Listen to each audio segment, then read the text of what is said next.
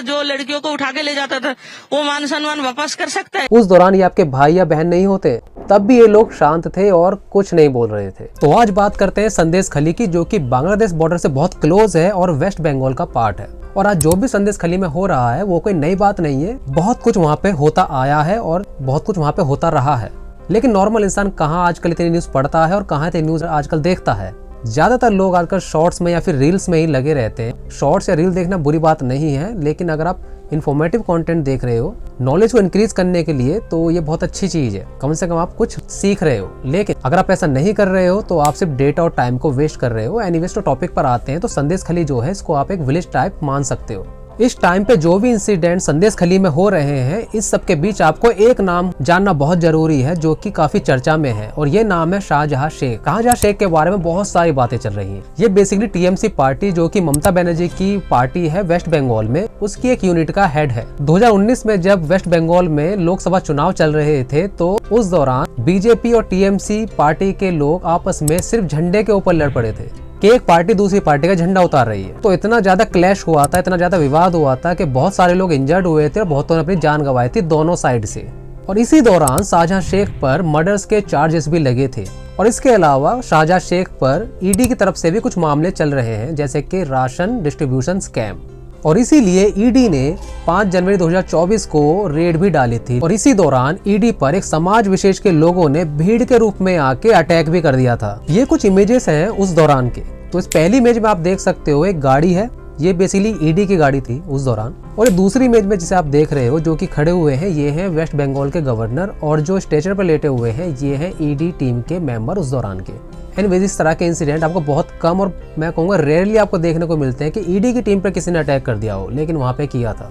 तो अब current situation की अगर बात करें, तो संदेश खली की कुछ औरतें सामने आई, लोकल्स वुमेन जो थी वे सामने आई, और उन्होंने बताया कि ये जो शाहजहां शेख है और इसके जो आदमी है वे डायरेक्टली लोगों को बहुत ज्यादा परेशान करते हैं। और जिनको ये लोग परेशान करते हैं, बेसिकली ये लोग SC/ST कम्युनिटी से बिलोंग करते हैं, जो भी संदेश खली गाँव में है। मतलब के हमें अपना जमीन चाहिए, हमारा मान सम्मान जो है वो वापस चाहिए। वो मिलेंगे दोबारा से?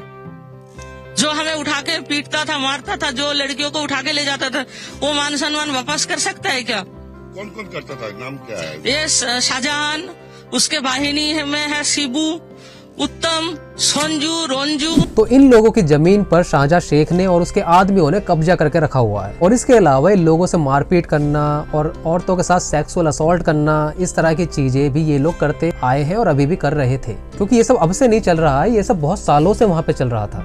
तो अब जब इतना सब कुछ होने लगा, विमेंस के साथ इतना सब कुछ बुरा होने लगा, कि इस तरह की न्यूज़ें सामने आने लगी, न्यूज कुछ ज्यादा हाईलाइट होने लगी वेस्ट बंगाल की, तो इस दौरान एंट्री हो जाती है अचानक से नेशनल कमीशन ऑफ वीमेन की और नेशनल कमीशन फॉर SC/ST की। लेकिन मजे की बात यह है कि वहाँ पे नेशनल कमीशन फॉर SC/ST तो पहुंच गए, लेकिन ये हमारे प्यारे प्यारे जो लोग हैं, ये जो हमारे प्यारे प्यारे अच्छे अच्छे जो लोग हैं भीम आर्मी के, ये ना तो कुछ बोल रहे हैं और ना ही वहाँ पे पहुंच रहे हैं। एक ट्वीट इनकी तरफ से निकल के नहीं आया कि वहाँ पे SC/ST के साथ कुछ गलत हो रहा है, बल्कि अब से नहीं, बहुत सालों से वहाँ पे गलत हो रहा है। ऐसा तो है नहीं कि लोगों को पता नहीं होगा, क्योंकि जब आपके पास एक्सेस होता है तो आपको पता होता है किस राज्य में, किस शहर में, कहाँ पे क्या हो रहा है। तो एनीवेज भीम आर्मी के अच्छे अच्छे प्यारे प्यारे लोग जो हैं, ये वहाँ पर नहीं पहुंचे और ना ही इन्होंने कुछ बोला। ये शांत रहे। ये शांत उस दौरान भी थे जब मेवात और नू में औरंगजेब टाइप की एट्रोसिटीज हो रही थी SC/ST पर, तब भी ये लोग शांत थे और कुछ नहीं बोल रहे थे। तो यही तो है इन लोगों की हिपोक्रेसी। क्योंकि जब एक समाज विशेष के लोग SC/ST पर जुल्म करते हैं, उनको मारते हैं, पीटते हैं, असॉल्ट करते हैं, मर्डर करते हैं, सेक्सुअली असॉल्ट करते हैं, रेप्स वगैरह की वारदातें होती हैं, तो ये लोग शांत रहते हैं, एक लफ्ज इन लोगों के मुंह से नहीं निकलता। और ये नीले झंडे वाले लोग जो अपने आप को SC/ST का सबसे बड़ा समर्थक अपने आप को बोलते हैं, ये लोग कहीं गायब हो जाते हैं। आपको कहीं से कहीं तक ये लोग इस दौरान नहीं दिखेंगे। एक ट्वीट हो या फिर एक मैसेज तक आपको देखने को नहीं मिलेगा इनकी तरफ से। क्यों भाई? जब इस तरह के इंसिडेंट होते हैं तो आपको SC/ST के लोग याद नहीं आते? उस दौरान ये आपके भाई या बहन नहीं होते? उस दौरान ये आपके समाज के लोग नहीं होते? इस तरह के लोग और इससे मिले जुले और भी जो लोग हैं, वे बीजेपी को हेट करते करते कब देश को ही हेट करने लगे, इन लोगों को खुद ही नहीं पता। किसी पार्टी को हेट करना अच्छी बात है, इसका बेनिफिट भी नॉर्मल लोगों को मिलता है। अगर कोई बीजेपी को हेट करता है या कोई कांग्रेस को हेट करता है या फिर कोई TMC को हेट करता है, तो इसका डायरेक्टली और इनडायरेक्टली बेनिफिट कई बार नॉर्मल लोगों को मिलता है। क्योंकि अगर किसी प्रदेश में या किसी स्टेट में मान लीजिए बीजेपी की गवर्नमेंट और वहाँ पे बहुत कुछ गलत हो रहा है और उस दौरान अगर अपोजिशन आके को हेट करता है, लोगों के सामने उनकी बैड इमेज को स्प्रेड करता है, तो उससे क्या होता है, रूलिंग गवर्नमेंट पे प्रेशर आता है और वो गलत कामों को रोकने में लग जाते हैं। तो ऐसा नहीं है कि पार्टी को हेट करना है, किसी पर्टिकुलर पार्टी को हेट करना गलत होता है, लेकिन पार्टी को हेट करिए लेकिन देश को तो हेट ना करिए। इसलिए तो कहते हैं कि कब आप किसी पार्टी को हेट करते करते कब आप देश को हेट करना स्टार्ट कर देते हो, आपको खुद नहीं पता होता। तो एनीवेज वीडियो को एंड करते हैं यहीं पर, और वीडियो अगर आपको अच्छा लगा हो तो लाइक कीजिएगा, शेयर कीजिएगा और सब्सक्राइब जरूर कीजिएगा चैनल को, और अपने थॉट्स, अपने विचार कमेंट सेक्शन में जरूर बताइएगा। और मिलते हैं आपसे नेक्स्ट वीडियो में। Till then take care guys.